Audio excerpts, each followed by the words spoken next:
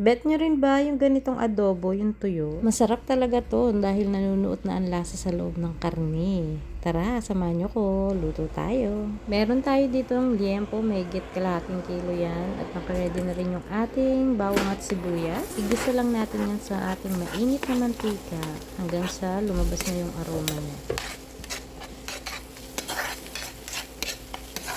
Isunod naman natin yung ating sibuyas.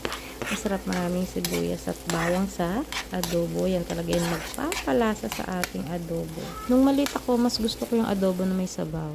Tanda ko noon, yun ang niluluto ng daddy ko, adobong may sabaw. Baon namin sa school. Tapos yung sasabawan yung kanin sa lunchbox mo. Tapos nandun na yung manok. Pero ngayon, ang bet ko, yung ganitong adobo, yung tuyo, yung halos nagmamantika na siya sa sarili niyang mantika. Diba? Masarap. Bet nyo rin ba yung gantong adobo?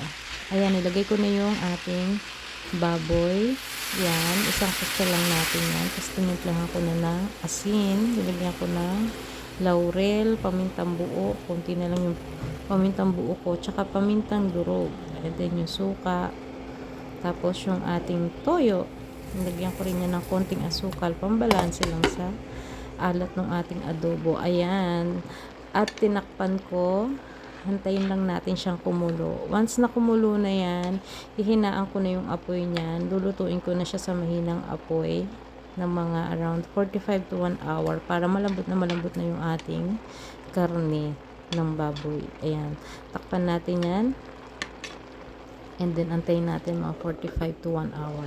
Ayan, malambot na yung ating baboy. Ayan, medyo na-reduce na yung sabaw. Hindi nga pala ako naglagay ng tubig kasi nakita nyo naman, magtutubig siya ng kusa. Lalabas mismo yung kanyang katas. So, hindi ako naglalagay ng tubig pag nag-aadobo. So, ayan, nilakasan ko na yung apoy ko dyan para maigi yung ating adobo. O, diba? Ang sarap. O, may konting sauce pero iga yung luto. Ang sarap.